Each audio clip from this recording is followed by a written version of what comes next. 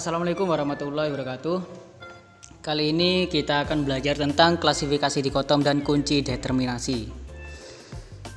Yang pertama, ingat gak klasifikasi? Klasifikasi itu adalah pengelompokan. Nah, pada awalnya pengelompokan makhluk hidup berdasarkan ciri-ciri yang dimiliki. Pengelompokan tersebut didasarkan pada ukuran besar hingga kecil dari segi jumlah anggota kelompoknya. Contoh, dalam pengklasifikasian itu, yang paling atas adalah kingdom. Kedua, divisi, kelas, ordo, famili, genus, dan spesies. Contohnya kayak gini. Nah, contoh klasifikasi hewan. Ini, dua jenis ini sama-sama jenis hewan. Makanya kingdomnya sama-sama animalia. Kingdom animalia, kingdom animalia.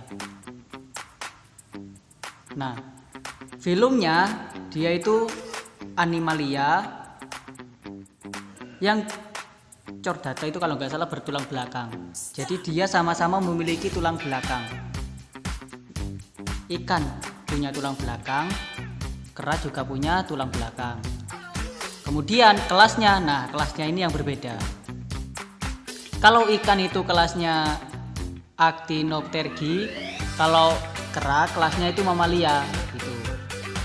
Contoh kelas mamalia yang lain, contohnya seperti sapi, kambing, kuda, unta, nah itu mamalia.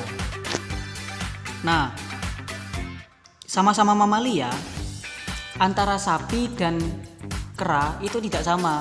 Kalau kera itu ordonya primata, kalau sapi itu bukan primata gitu. Nah, ini contoh klasifikasi hewan sampai paling bawah yaitu spesies. Kalau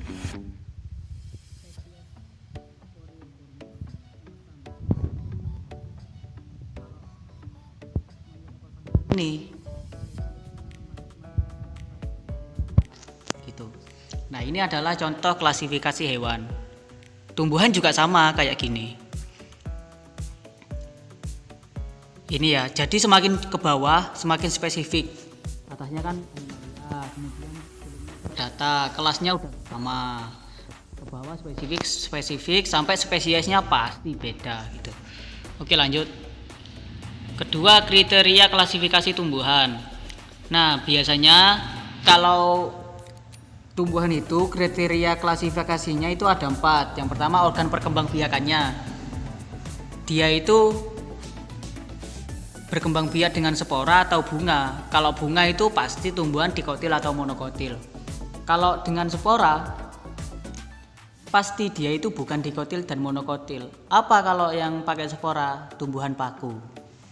Kedua, habitusnya, apakah pohon, semak, atau perdu. Jadi tumbuhan itu dia itu tergolong sebagai pohon atau semak atau perdu. Contoh, kalau pohon mauni itu termasuk pohon atau semak. Nah, mauni itu termasuk pohon.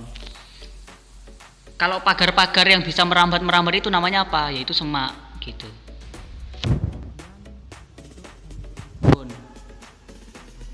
Tahu ya, daun pepaya dengan daun jati kan beda, ukurannya juga beda, daun jati dengan daun nangka. Yang ketiga, yang keempat, cara berkembang biaknya. Apakah dia itu seksual apa aseksual? Gitu. Kalau seksual itu berarti perkembangbiakan secara generatif. Dia itu dengan biji. Kalau aseksual, vegetatif. Dia itu berkembang biak dengan tunas. Nah, ini yang pakai spora. Kalau ini pakai bunga, ini bunga juga. Nah, selanjutnya kriteria klasifikasi hewan. Apa sih kriteria klasifikasi hewan? Yang pertama itu saluran pencernaan makanannya.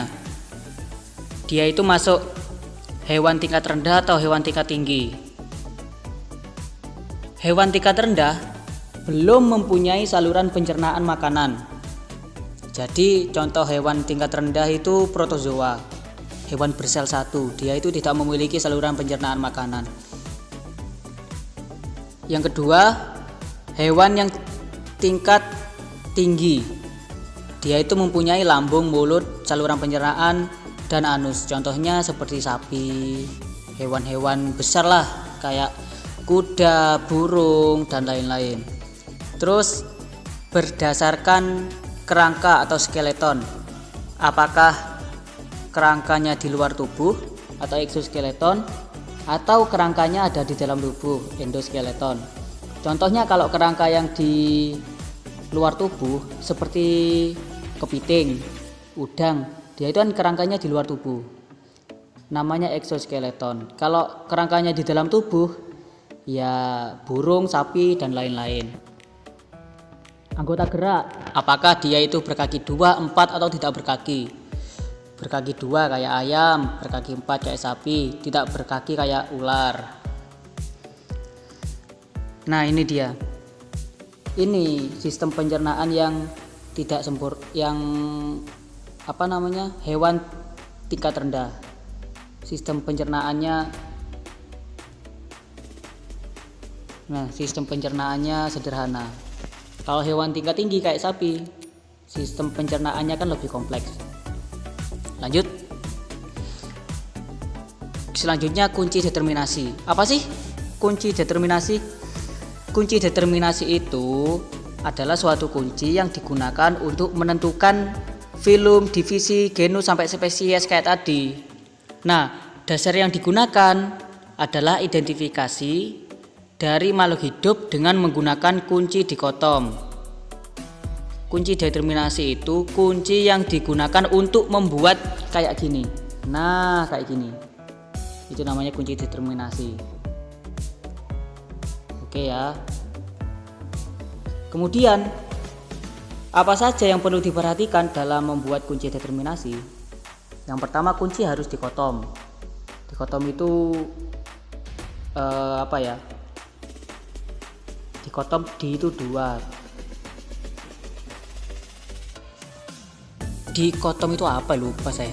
Ya wis, nanti kalau tahu silahkan komen di kolom komentar. Oke.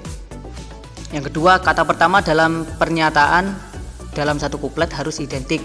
Contoh tumbuhan berumah 1, berumah 2 gitu, kayak gini. Kemudian pilihan atau bagian dari kuplet harus kontradiktif sehingga satu bagian dapat diterima dan bagian lain ditolak. Kuplet